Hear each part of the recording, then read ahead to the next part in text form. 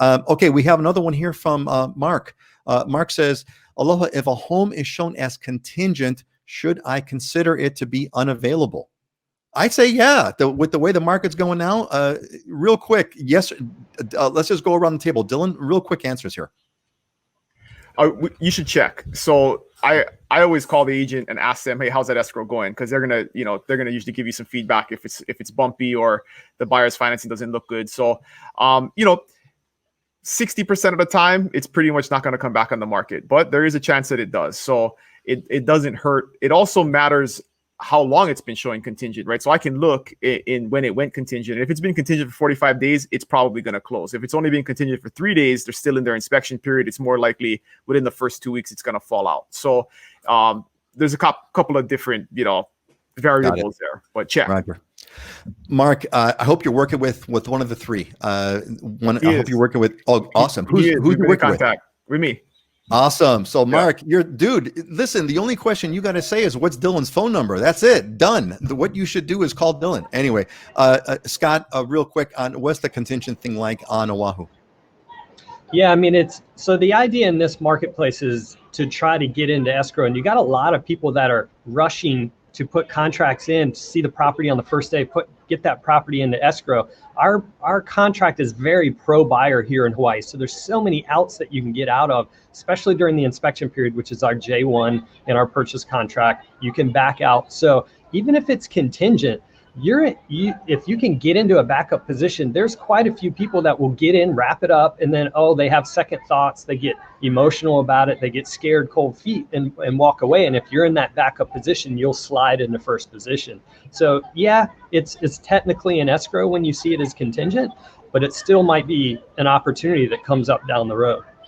Yeah, see, this is the difference between having pros and me, who's not in the business at all. I just say, yeah, no, it's gone. And you guys, you folks are giving much more educated answers than I can possibly do. Heidi, do you have anything you want to add to this discussion about the contingency? I mean, when I'm representing sellers, I tell them that, it's not done till it's done. And most properties, once they go under contract, are updated to show pending, continue to show. And as a buyer, if you have strong interest in that property, I would still recommend reaching out to the agent and seeing what the status is. Is it rocky? I mean, are those buyers able to get their financing? I mean, sometimes things do come back on the market, and those buyers then that are in the backup position or are in contact with the agents already have a better chance of getting it.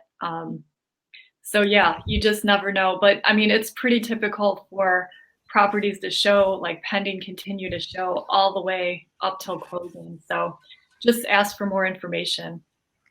Let me clarify real quick and add to that. So what we're talking about, and I don't, it's realtor speak, right? But we're talking about backup position. So something that you can do as a buyer is when a property is showing contingent, your realtor can call that agent and say, hey, are you guys entertaining backup offers? And if they are, what you can do as a buyer is submit an offer with some additional language in it that basically says this is a backup offer and the timelines won't start until the current offer is canceled and a new escrow is open with this. But it basically puts you in position. So if the current escrow cancels, you automatically go into escrow with that seller, and you don't have to wait for the property to go back on the market and compete for it again. So there's a lot of advantages to doing that. In the language that I use, I always give the buyer the option to cancel at any time with written notice to the seller. So even if that offer is accepted as a backup offer, you can continue to look. And if you find something else, we just notify them that, hey, we're canceling the backup and we can move on a different property. So there's really no downside as a buyer to making backup offers and getting into backup position if it's a property you really like. You can continue to shop. It doesn't stop you from looking at other properties.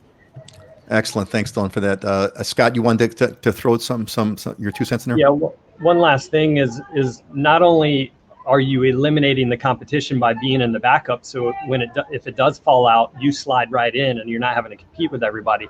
But most people will have moved on from that property as well. So then if there are things that need to be negotiated during the escrow period and you've been in the backup, now the seller's having to go through a second escrow and you're having to negotiate things. Oftentimes you can be the seller may be a little more flexible with some of the issues that might need to be addressed during that second contract. My eyes are beginning to roll back into my sockets with the technicalities of closings. That's a great. I didn't realize what a great question that was going to be, Mark. And Mark, totally. Thank you, Mark. He completely appreciates it. And a shout out there, Dylan. There you go, buddy. It's in black and white. We have been in contact with Dylan. He's extremely friendly and helpful. Way to go, Dylan. Nice job. This is who we are, gang. This is the people that that I've known. Heidi, we've just met recently with the show, but Dylan and Scott, known you guys for decades, and so I was really happy. And Heidi, I'm so glad that you're a part of the Ohana here, and I know everybody loves you.